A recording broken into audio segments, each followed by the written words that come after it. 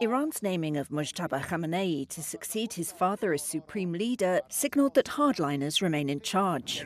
US President Donald Trump had declared Mojtaba, who was seen as frontrunner, an unacceptable choice and demanded the leadership's unconditional surrender. The 56-year-old Ayatollah has a power base among the Revolutionary Guards and their vast business empire.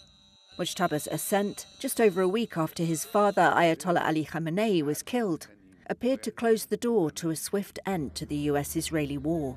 Alex Vatanka, senior fellow at the Middle East Institute, said Washington might need to rethink.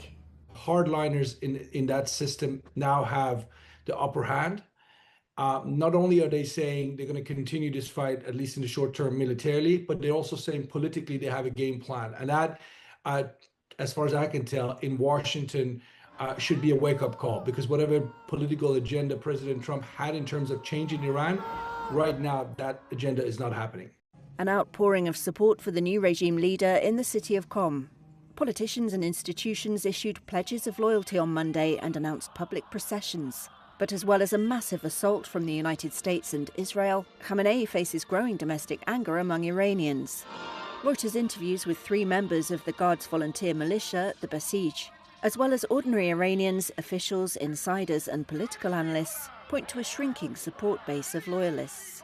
It doesn't bode particularly well for ordinary Iranians because they've had years of protests, they've suffered under the brutality of this regime. Sanam Vakil, Middle East director at Chatham House, said the killing of thousands of anti-government protesters earlier this year is still fresh in Iranians' minds, as another hardliner with close relations with the security forces takes power.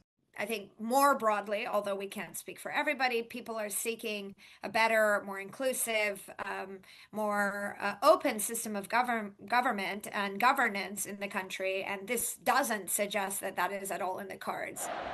Despite the outpouring of support aired by state television, Iranians reached by telephone were divided. Some support Mojtaba Khamenei as an act of wartime defiance, or see it as a religious duty.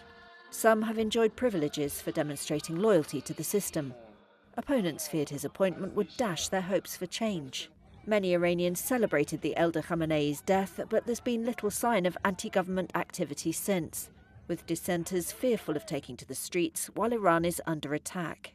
If you're thinking about off-ramps or day-afters for Iranians, you could be imagining that this is going to be a hardened, weakened, inward-looking Islamic Republic that isn't necessarily going to have the material ability to provide for its citizens. So there's a lot of uncertainty as well as economic pressure, if not further conflict on the horizon for Iranians.